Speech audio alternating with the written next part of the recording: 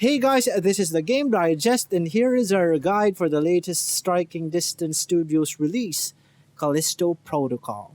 Callisto Protocol is a horror action game helmed by the creators of the previous Dead Space game series.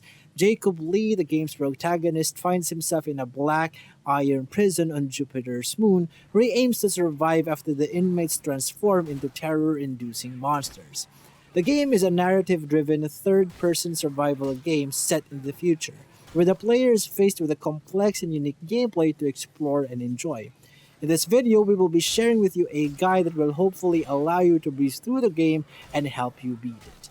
But before we proceed, we would like to thank all of our subscribers and supporters who have been with us from the start and congratulate all our previous giveaway winners.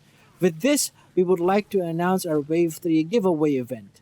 Get a chance to win a copy of Forspoken and Fire Emblem Engage by subscribing and following our newly established social media channels. So make sure to hit the subscribe button and head over our Twitter and Instagram, link is in the description below, to check out our latest releases and giveaways. With that, here are the 7 advanced tips you need to know to beat Callisto Protocol. 1. Get the skunk gun as soon as possible. In Callisto Protocol, your early weapons are the stun baton and the B-155 pistol or the hand cannon. Both are great startup weapons, but an even powerful weapon can be acquired earlier in the game, and this is the skunk gun.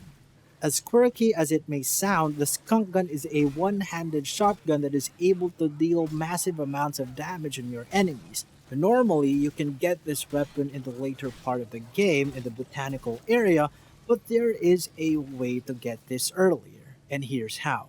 During the aftermath chapter of the game, you'll be taken down to the basement due to a broken elevator.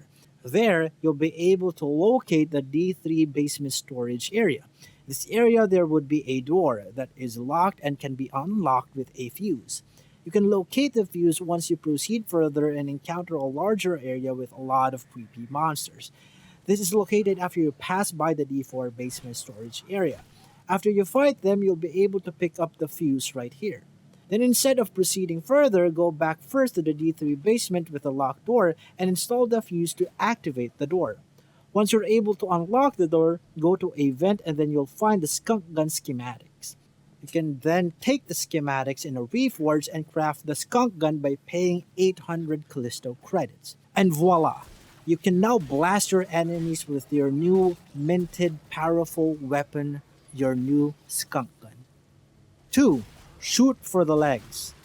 Enemies, especially as you progress further in the game, tend to be harder to deal with. They are faster and can deal more damage against you, especially once they have mutated.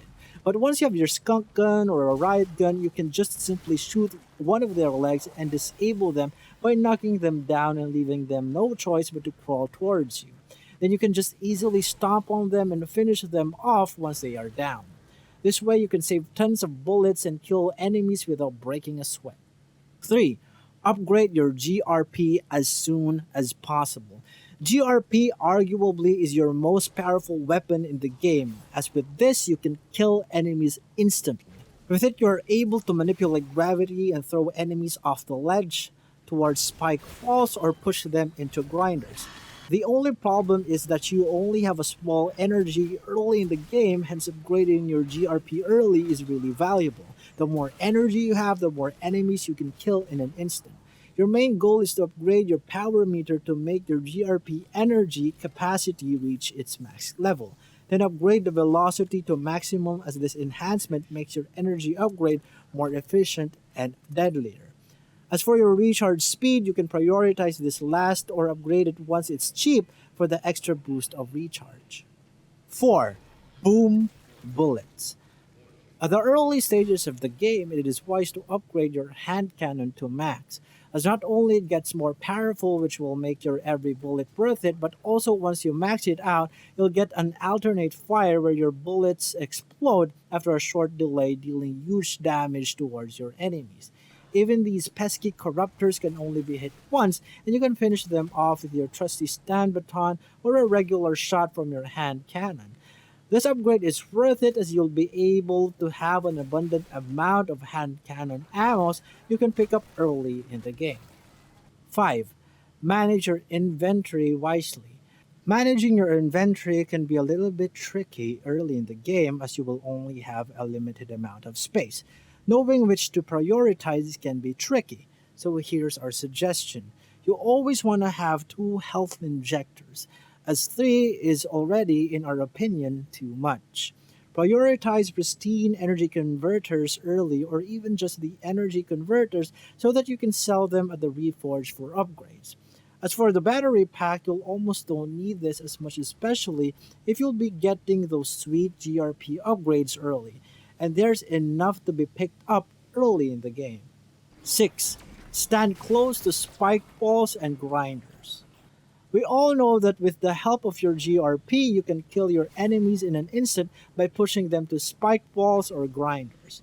And this pull and push action consumes energy. Now, with this technique, you can actually save some energy just by standing close to a grinder or spike. If you're near a grinder or once you are in range, what you need to do is just pull your enemy and move them close to the grinder to kill them.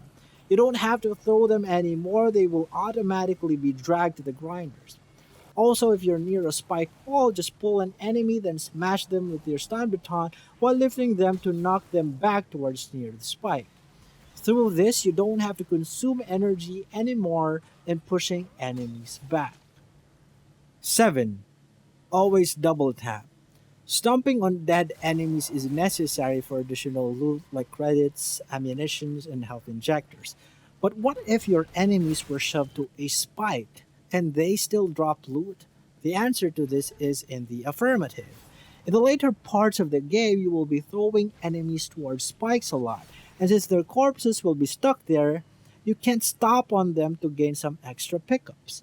But what can you do is to hit them using your stun baton. Hitting them while they are on the spike works just like you're stomping on them, and their corpse will still drop those extra sweet loot. Now, there you have it. Those are the 7 advanced tips you can use to easily beat Callisto Protocol. Feel free to post down below your comments about our video. Stay tuned for our next tutorial and guide for Callisto Protocol. If you want more gaming content, be sure to like and subscribe to the Game Digest, and don't forget to enable notifications by clicking on that bell icon. Thank you for your support and stay tuned for our next game guides and reviews. We'll see you next time. Cheers.